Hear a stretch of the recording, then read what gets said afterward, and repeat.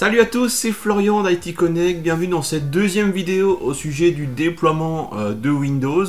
Donc premièrement, nous avons vu comment mettre en place un serveur WDS pour faire du boot PXE, on a vu aussi la partie DHCP, et bien là on va aller un petit peu plus loin puisque l'on va voir comment mettre en place MDT, donc une solution gratuite proposée par Microsoft, dans l'objectif de déployer Windows 11 22H2, qui est la dernière version du système d'exploitation de Microsoft, à l'heure où je fais cette vidéo. Alors je vais vous faire une petite intro au sujet de MDT, donc comme d'habitude, voilà 2-3 slides, et après on partira directement en phase de démo, où là ce sera vraiment que de la pratique, où nous allons mettre en place MDT.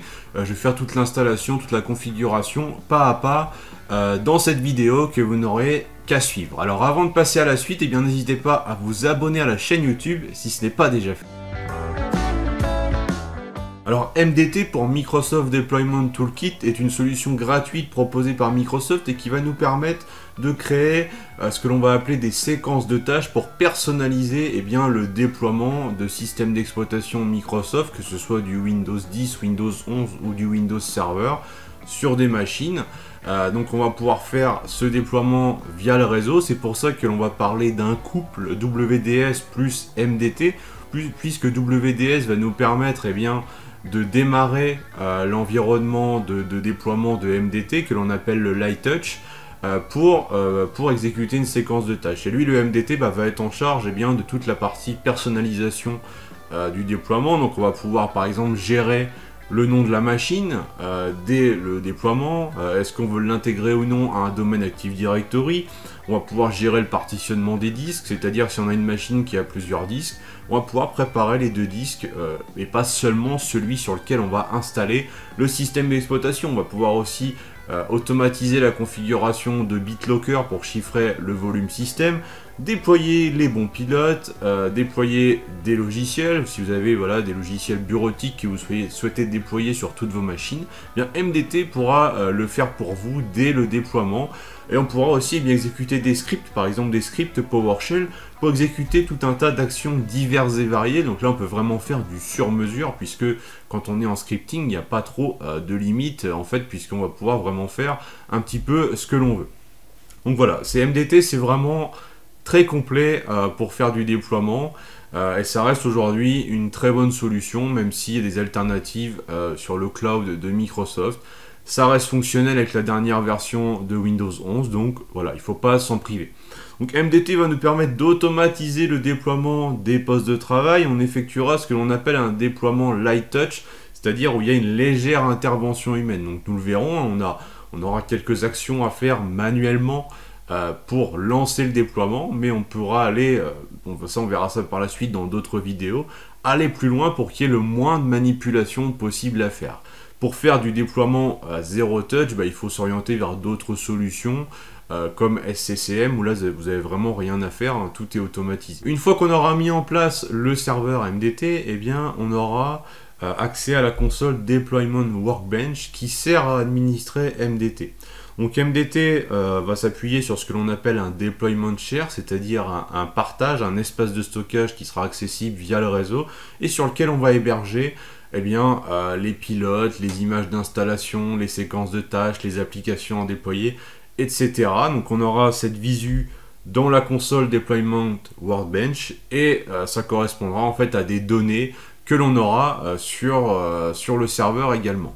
Pour le déploiement de MDT, nous on va partir du principe que l'on a déjà un serveur WDS, un serveur DHCP capable de faire du boot UEFI à minima, donc ça on avait vu précédemment comment mettre en place cette partie-là, éventuellement un contrôleur de domaine Active Directory si on veut faire de l'intégration au domaine, et une machine prête à recevoir Windows 11, donc en l'occurrence moi ce sera une machine virtuelle sur VMware Workstation Pro. Donc on pourrait très bien aussi utiliser bien sûr une machine physique que l'on veut vraiment déployer et mettre en service derrière. Dans le cadre de cette démonstration, les composants nécessaires au bon fonctionnement de MDT, à l'installation de MDT, seront mis en place sur le serveur WDS qui va me faire un serveur de déploiement complet avec l'ensemble des outils. Ce n'est pas obligatoire, on pourrait très bien avoir MDT, la console MDT installée sur un poste de travail, le poste de travail de l'administrateur par exemple, et avoir les données, donc le deployment share, hébergé sur le WDS ou sur un autre espace de stockage tel qu'un serveur de fichiers Windows Server. Moi, voilà, quand j'ai mis en place WDS MDT en production, j'ai plutôt eu l'habitude de regrouper tout sur le même serveur, tout en sachant que MDT comme WDS n'a pas besoin d'avoir une machine intégrée au domaine pour fonctionner. Alors pour mettre en place MDT finalement et arriver à notre objectif de déployer Windows 11 22 H2, il y a quand même un certain nombre d'étapes à réaliser. Ça ne va pas se faire en 3 clics ni en 2 minutes. Donc tout d'abord, MDT va reposer sur l'installation de plusieurs composants. Tout d'abord le Windows ADK, donc le kit de développement de Windows 11 22 H2 en l'occurrence. On va installer ensuite un add-on Windows PE pour le kit Windows ADK correspondant à la version de Windows 11 que l'on veut installer. Et la dernière version donc, de MDT qui est celle qui est mentionnée à l'écran. Une fois qu'on aura installé ces composants-là, on aura l'accès à la console Deployment Workbench. Après ça, ce que l'on va devoir faire, c'est tout d'abord créer un dépôt Deployment Share qui va donc héberger, comme je le disais tout à l'heure, les images système, les applications, les drivers, etc. On va créer un utilisateur dédié qui aura des droits en lecture sur ce partage, puisque cet utilisateur devra être utilisé par les machines que l'on veut déployer pour venir chercher les informations sur le partage. Et après on va enchaîner d'autres actions, notamment importer une image Windows 11 22 H2 donc dans le MDT, créer une séquence de tâches pour déployer cette image que l'on viendra d'importer, et ensuite on va configurer MDT pour qu'il fonctionne avec Windows 11, parce qu'en fait il y a quelques petits soucis bloquants sinon qui vont se produire, donc on fera la bonne configuration. On fera quelques personnalisations de l'environnement de déploiement. On va générer ensuite l'image LightTouch. Donc l'image LightTouch, c'est l'environnement Windows PE, donc l'environnement de déploiement. Donc en fait, c'est une image que l'on va générer sur le MDT, que l'on va importer sur le WDS en tant qu'image de démarrage. Et comme ça, l'image LightTouch, quand on va démarrer en boot PXE depuis un poste de travail, c'est cette image que l'on va charger et qui va nous permettre d'avoir accès à un environnement de déploiement. Et une fois qu'on aura fait ça, il sera temps de démarrer un poste de travail sur lequel on veut déployer Windows 11 22 H2. Donc sans plus attendre, on va passer à la pratique où on va mettre en place tout ça tel que c'est décrit sur cette slide. Je suis actuellement connecté sur mon serveur SRV-WDS sur lequel je vais déployer MDT. Donc ce serveur, je le rappelle, a déjà le WDS opérationnel. Donc on va ouvrir un navigateur, on va aller sur cette page là du site Microsoft, donc sur la partie Download and Install the Windows ADK, on va retrouver justement un lien pour télécharger le Windows ADK pour Windows 11 version 22 H2, donc on va simplement cliquer dessus. On va télécharger aussi en même temps la deuxième partie ici, là, le Windows PE Add-on, voilà. Donc on aura les deux premiers composants à installer. Une fois que les deux fichiers sont téléchargés, on va exécuter donc le adk setup.exe pour installer le Windows ADK. Donc on va l'installer, le kit de déploiement, donc dans son emplacement par défaut. On va faire suivant. Ensuite on va donc autoriser Microsoft, on va dire non, suivant. On accepte le contrat de licence. Ici il faut sélectionner les fonctionnalités à installer, donc on va pas tout prendre, on va prendre uniquement en fait ce dont on a besoin. Donc en l'occurrence, j'ai l'habitude moi de prendre ces quatre composants là qui vont nous permettre d'avoir tout le nécessaire pour fabriquer nos images et pour utiliser MDT. Donc on fait installer, on voit qu'il faut 813 mégas pour installer ces composants là. Donc là en fait il va déployer les sources et en récupérer aussi à partir d'internet. Une fois que l'installation est terminée, on fait fermer et on va lancer le deuxième fichier qu'on a téléchargé, donc qui va être le ADK WinPE Setup. Donc là c'est pareil, on va suivre l'assistant, on va l'installer au même endroit que le Windows ADK, donc on garde bien cette option. On fait suivant, là on fait non, on accepte. Là on coche uniquement ce composant là. En fait ça va permettre d'avoir l'environnement Windows PE, donc c'est un environnement allégé qui va nous permettre d'avoir un environnement d'installation de Windows, et en l'occurrence c'est donc le MDT qui s'appuie sur Windows PE pour nous proposer un environnement d'installation. Donc on fait installer, là il faut presque 4 Go d'espace. et on patiente le temps de l'installation comme pour le Windows ADK. Une fois que c'est installé, on fait fermer et il va nous rester un dernier composant à installer, c'est le MDT en lui-même. Donc là on a le lien de téléchargement, on va faire simplement entrer, voilà, on arrive sur la page, ici on fait download, on prend la version 64 bits, de toute façon avec Windows 11 c'est que du 64 bits, donc on va oublier tout ce qui est 32 bits pour déployer ce système là. D'ailleurs on le verra après qu'on a une configuration de MDT un peu particulière à faire vis-à-vis de ce prérequis on va dire de Windows 11.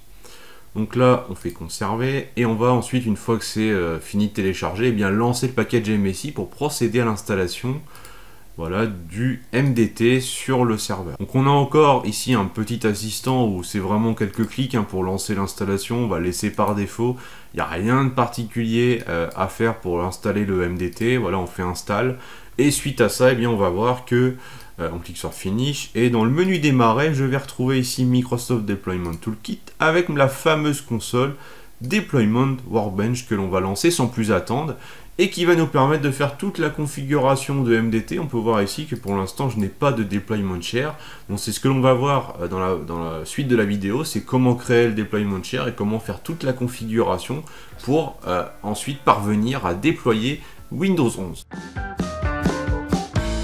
Nous allons commencer par créer un deployment share, donc on va faire un clic droit ici, New Deployment Share. Donc là encore on a un assistant. Moi je vous recommande de stocker le deployment share sur une partition dédiée. Donc moi ce que je vais faire, c'est tout simplement reprendre la partition W sur laquelle j'ai déjà les informations de WDS. Donc je fais OK. Ici on va bien écrire deployment share pour ne pas que ce soit à la racine. Donc on écrit ça comme ceci, on fait next. Là c'est le chemin pour accéder à ce partage. Donc en l'occurrence ici le nom du partage, on va le laisser tel quel avec un $, à la fin pour qu'il soit masqué sur le réseau. Et on a le chemin ici qui permettra d'accéder à notre deployment share. Donc on fait next, une petite description de ce deployment share éventuellement, on fait next. Donc là, en fait, quand on va faire le déploiement, on aura un environnement d'installation, on aura plusieurs étapes à compléter pour lancer le déploiement.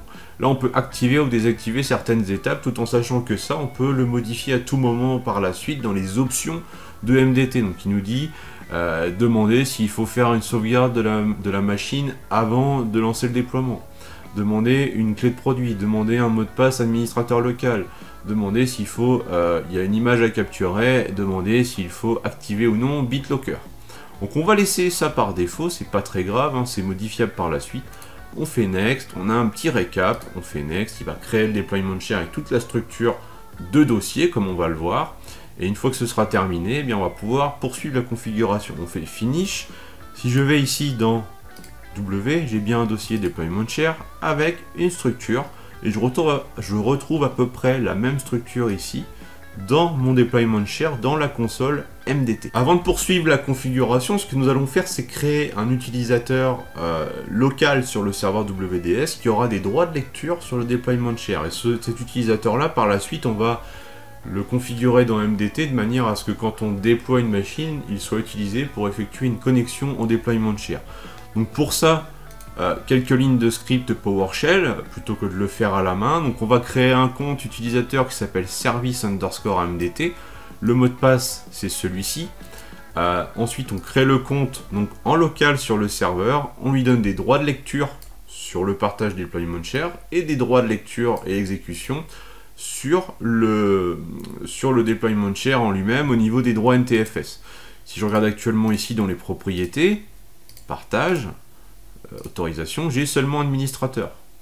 Après l'exécution de ces quelques lignes de code, je vais avoir des informations supplémentaires. Donc je vais retourner dans partage, ici, partage avancé, autorisation, et j'ai maintenant mon utilisateur MDT, donc service_MDT, avec des droits en lecture, et je vais le retrouver aussi dans la partie sécurité, voilà, en lecture et exécution, ce qui sera suffisant pour avoir accès au deployment share.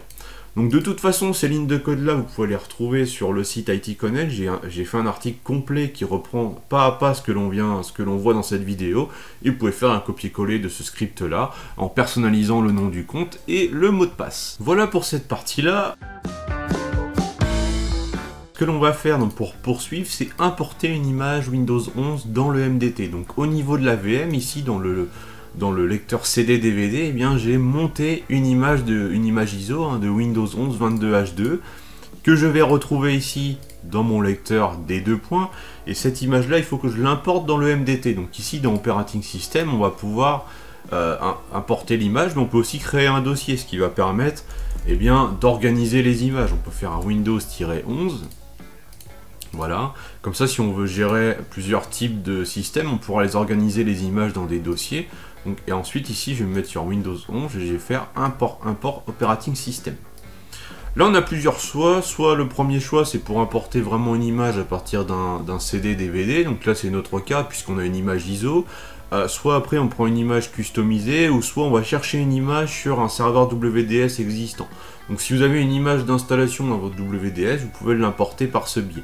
Là on va prendre directement ça, on va faire Next, la source, eh bien ce sera du coup le D2 points, on fait OK, Next, il a détecté que c'était un Windows 11, donc il me met éducation, mais là c'est une image ISO avec les différentes versions hein, de Windows 11, donc je vais mettre Windows 11 22H2, je vais faire Next, Next encore, et là on va patienter le temps qu'il importe les données dans le MDT, et ces données seront stockées sur le deployment share. Une fois que c'est fait, on va faire Finish, et on va aller voir ici dans la partie Windows 11, on voit qu'on a un certain nombre d'images. Effectivement, sur mon install.wim de mon fichier ISO, c'est une image ISO qui supporte de nombreuses versions de Windows 11. Moi ici, je veux garder que la version Pro, donc je vais prendre toutes les autres, et je vais les supprimer. Je pourrais éventuellement les réimporter par la suite. Donc on va les supprimer de cette façon, voilà. Comme ça on évite aussi de polluer entre guillemets le deployment share et le MDT. On garde que ce dont on a besoin. Donc j'ai bien mon image ici.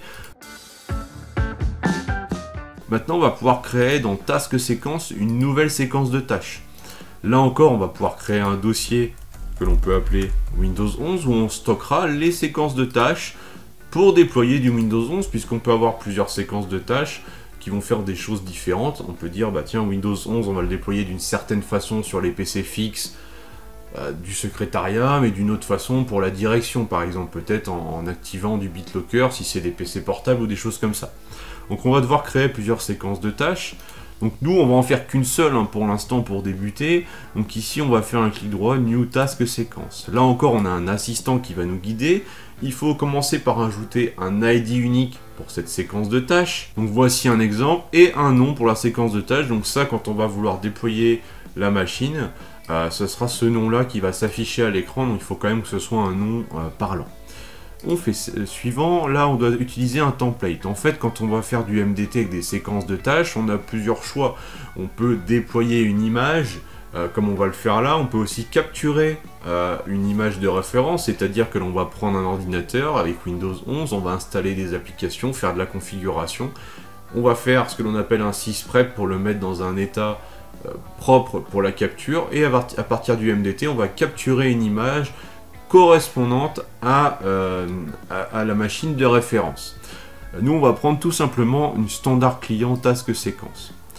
On va faire Next. On va devoir lui dire quel OS on veut installer. Donc là, on va choisir l'image Windows 11 Pro que l'on vient d'importer il y a quelques minutes. Ici, on a la possibilité de choisir, d'indiquer une clé de produit. Donc ici, on ne va pas mettre de clé de produit pour l'instant. Si vous avez une clé de produit en volume, normalement une clé Mac, on pouvait la préciser ici. Comme ça, toutes les machines que vous déployez avec via cette séquence de tâches vont bénéficier directement de cette licence Windows. Ensuite, la partie OS Settings. Donc là, c'est le nom de l'utilisateur. Donc on peut rester sur administrateur. On va mettre une organisation puisque c'est requis. Voilà, on va faire suivant. Le mot de passe du compte administrateur, comme ceci. Donc là, on met un mot de passe robuste, bien sûr, puisque c'est le mot de passe administrateur local qui sera intégré à la machine, même si je vous recommande après de sécuriser ce compte-là via un outil comme Laps. On va faire Next. Encore, voilà. Donc là, il crée la séquence de tâches et on fait Finish. Ici, j'ai une nouvelle séquence de tâches donc, qui porte bien le nom que je lui ai donné. Si je vais dans les propriétés de cette séquence de tâches, je peux voir que dans l'onglet Task Séquence, ici, j'ai un certain nombre d'étapes. En fait, ça, ce sont toutes les étapes qui vont être réalisées pour déployer une machine. Donc, j'ai toute la partie initialisation, validation, état, donc ça c'est si on prend la capture, la préinstallation. On aura comme ça différentes phases. Et on a, et ça c'est très intéressant, c'est la partie post-install, où là on va installer des drivers notamment, et on va aussi avoir toutes ces tâches-là que l'on va pouvoir exécuter. Donc ça, ce sont des tâches qui vont s'exécuter notamment une fois que l'OS sera installé. Donc on est sur le bureau de Windows, et MDT continue de travailler, continue d'exécuter des tâches, par exemple d'installer des applications. Donc on va pouvoir lui dire, ici, donc installer l'application, d'installer les mises à jour via Windows Update. On voit que c'est désactivé parce que c'est grisé. On va aller dans la partie options, on va décocher ça pour activer cette étape, et on va laisser continue on error, c'est-à-dire que si jamais il y a un échec lors des mises à jour, eh bien on va quand même continuer le déploiement, ce n'est pas une erreur critique. On a certaines étapes qui sont critiques, c'est-à-dire que si l'étape échoue, ça arrête totalement le déploiement. On peut imaginer si MDT n'arrive pas à partitionner le disque, il ne pourra pas déployer l'image, donc on arrête le déploiement. Donc ça c'est intéressant d'avoir ici la gestion de ce point-là. Et nous, donc on va lui dire eh bien qu'on veut installer les mises à jour, comme ça il va installer Windows 11, et après il va installer les mises à jour, donc à la fin on aura un OS qui sera full à jour. Donc on va faire OK, voilà. Donc là on a terminé la configuration de la séquence de tâches. Maintenant, on va faire un petit focus sur 2-3 points de configuration à faire dans MDT pour éviter d'avoir des soucis de déploiement de Windows 11. Il s'avère que Microsoft ne semble pas avoir mis à jour son outil MDT pour Windows 11 22H2, ce qui va nous amener à rencontrer quelques soucis quand on va vouloir manipuler la console MDT ou faire le déploiement. Typiquement ici, si je vais dans les propriétés du deployment share, que je vais dans Windows PE, et bien voilà, j'ai un crash de la console MMC. Donc c'est plutôt gênant puisqu'on a vraiment besoin d'aller dans cette partie-là. Donc là, eh bien, on va faire ça et ça va fermer la console. Pour éviter d'avoir ce problème-là, on va avoir 2 points de configuration, enfin 2 petits trucs à faire sur le serveur. Donc voilà, la console a craché. Ce que l'on va faire, c'est ouvrir une console PowerShell et on va exécuter cette commande, donc mkdir. En fait, ça va créer des dossiers vides à cet emplacement sur le disque pour la partie 32 bits hein, de MDT, donc au niveau du kit Windows ADK. Et le fait de faire ça, en fait, ça va résoudre plus ou moins le bug que je viens de vous montrer, si ce n'est qu'il faudra en plus en profiter pour désactiver le 32 bits. Donc on va retourner dans les options, ici, propriétés. On va décocher le x86, parce que de toute façon, on va supporter que du x64, puisque Windows 11 fait que du x64. On fait OK. On va retourner dans les propriétés, et maintenant dans l'onglet Windows PE, je n'ai plus le bug que j'avais il y a un instant. Alors avant de passer sur cette partie-là, on va résoudre un autre bug qui lui est plutôt sur la phase de déploiement. On a un truc du genre script error avec un avertissement à l'écran. Donc on va pas attendre d'avoir ce bug pour le corriger, on va le corriger dès maintenant. Donc pour ça, il faut aller à cet emplacement sur le disque de manière à modifier un fichier qui s'appelle unattended.pe x64.xml. Voilà, donc je l'ai ici. Donc je vais pouvoir faire une copie de ce fichier là au cas où, voilà. Et je vais donc le modifier. Donc je vais le modifier simplement avec le bloc-notes. Et ce fichier là, ce qu'on va faire déjà, c'est supprimer son contenu et on va mettre un nouveau contenu qui est mis à disposition par Microsoft pour corriger le bug que je viens d'évoquer. Et donc ce contenu, on va l'avoir sur cette page du site Microsoft. On va retrouver ici, si on descend, voilà, la partie, là il nous dit bien, unattended.pe x64.xml, il faut ajouter ce bout de code à l'intérieur, comme ceci. Donc en fait, on voit que ça a l'air de modifier une clé dans le registre, donc ce qui permet sûrement au niveau du light touch de corriger ce bug-là. Donc on va sauvegarder, voilà. Et ça nous évitera d'avoir un bug supplémentaire par la suite. Donc ça c'est la petite aparté pour corriger pour éviter d'avoir 2 mauvaises surprises. Maintenant on va voir comment personnaliser un petit peu l'environnement de déploiement de MDT. La configuration globale de l'environnement de déploiement de MDT va se modifier au travers de 2 fichiers de config, le customsettings.ini et le bootstrap.ini. Pour modifier ces 2 fichiers-là, on va aller dans les propriétés du deployment share, on va aller dans la partie rules ici, et là on accède au customsettings.ini. Pour éditer le bootstrap.ini, on va cliquer ici sur le bouton edit bootstrap.ini et on voit qu'on n'a pas le même contenu. Donc tout d'abord ici, on voit, donc cette partie-là n'est pas forcément très intéressante pour le moment. On voit ici qu'on retrouve des yes, no, yes, no. En fait, ça, si vous vous souvenez, ça correspond à ce que l'on a vu lorsque l'on a installé MDT, où il nous disait voulez-vous demander la clé de produit, voulez-vous faire la sauvegarde, voulez-vous avoir l'accès à BitLocker. Ben, en fait, ça correspond à ça. Donc si on veut modifier, par exemple ici on a un skip BitLocker égale no, donc c'est-à-dire que quand on va déployer le système après, on verra qu'il va nous proposer de configurer BitLocker. Si vous dites maintenant, moi BitLocker, je le gère déjà dans ma séquence de tâches, ou je ne veux pas m'en occuper, ben on va simplement ici venir mettre yes, et ça fera une étape en moins à gérer quand on va vouloir déployer le système d'exploitation. Alors ici, ce que l'on va faire, tout simplement, c'est ajouter 3 lignes. On verra par la suite comment aller plus loin dans la personnalisation de l'environnement. Là, on va vraiment faire des choses très simples. Ça, c'est plus un petit bonus pour le fun. On va nommer, donner un nom à l'organisation, donc au niveau de l'environnement de déploiement. Donc on verra qu'on aura la mention IT Connect au niveau de l'environnement de déploiement. Donc c'est toujours plus sympa que le IT Organization par défaut. Donc là, mettez le nom de votre entreprise, et ces deux paramètres-là sont plus importants puisqu'ils vont nous permettre d'avoir un fuseau horaire calé sur la France par défaut, ce qui évitera là aussi de le faire manuellement. Ensuite, là où on a vraiment intérêt à aller, c'est dans le bootstrap.ini, puisque le bootstrap.ini sera chargé en premier lorsque l'on va initier la connexion au deployment share. D'ailleurs, on peut voir que lui, il a une valeur ici qui est deploy root, où on a la racine du deployment share. Ce qui veut dire que là, quand je vais démarrer une machine sur le réseau, que je vais charger l'image de démarrage Light Touch de MDT, elle va se connecter sur ce deployment share. Par contre, elle ne connaît pas l'identifiant ni le mot de passe pour se connecter, donc il faudra le saisir à la main. Si on veut que ce soit automatique, eh bien on va venir préciser ici dans le bootstrap.ini le login mot de passe, comme ça la connexion va se faire toute seule et on gagne un petit peu de temps. On va toujours chercher à automatiser un maximum, à optimiser un maximum. Donc ici, on va ajouter les lignes suivantes. Le user ID égale service MDT, donc le nom de l'utilisateur, user password, le mot de passe du compte qui est mentionné ici, le user domain, eh bien c'est le domaine du compte, donc si c'est un compte qui est dans le domaine Active Directory, on met le nom du domaine. Par contre, si c'est un compte local sur le serveur, comme c'est le cas ici, eh bien on met bien le nom du serveur, il ne faut pas rien mettre en fait. Alors skip BDD welcome, donc ça c'est pour passer la page de bienvenue. Et ça, c'est pour avoir le clavier en AZERTY dès le départ, pour éviter, là encore, les mauvaises surprises. Donc on va faire enregistrer, comme ceci, on va fermer l'édition, on va dire qu'on n'ira pas plus loin pour l'instant dans la modification de l'environnement de déploiement. On verra ça dans d'autres vidéos. Avant de générer l'image de déploiement, on va retourner dans les propriétés, dans la partie Windows PE. On va passer en x64, puisque nous, de toute façon, on ne va pas générer d'image sur la partie x86, ça vous pouvez le décocher de toute façon, même si on l'a déjà décoché ici, puisqu'on ne va pas s'occuper nous du x86, mais on va générer une image Light Touch et qui va nous servir sur laquelle on va booter au niveau du boot PXE. Donc ça c'est intéressant. On a aussi la partie feature qui permet d'ajouter des fonctions supplémentaires à l'environnement de déploiement. Bon, dire bah tiens, moi je voudrais intégrer Windows PowerShell dans l'environnement de déploiement. Donc on peut aller comme ça un petit peu plus loin.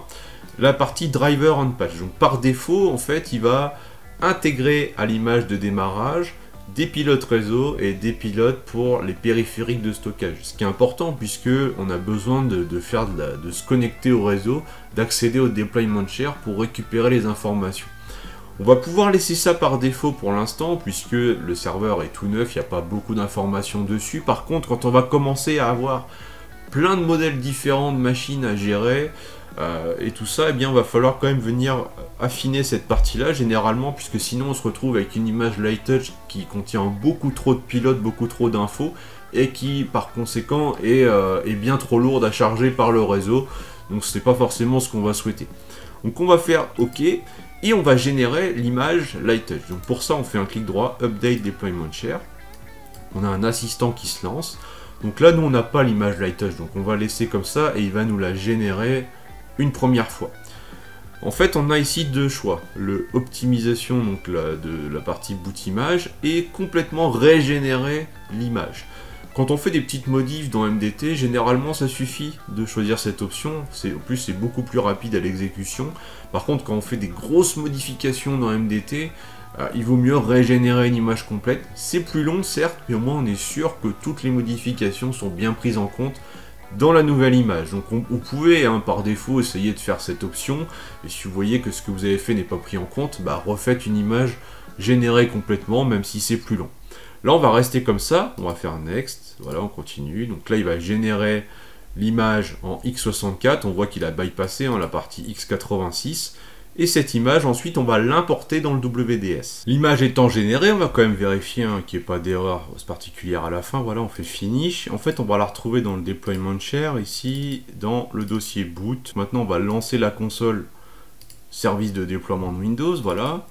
Ici, donc c'est au sein de la console WDS que l'on va charger notre image de démarrage, donc ajouter une image de démarrage, et ici bien entendu on va aller chercher dans Deployment Share Boot, l'image .wim, donc pas l'ISO, vraiment le .wim en tant qu'image de démarrage donc de notre serveur WDS. Donc on fait ouvrir, suivant, on peut éventuellement donner un nom, c'est pas nécessaire, et on fait, voilà, on attend pendant que l'image est ajoutée à notre WDS. Donc c'est assez rapide, puisque là on est sur un MDT tout neuf, donc il n'y a pas grand chose à mettre dedans. Voilà, donc l'image est bien là.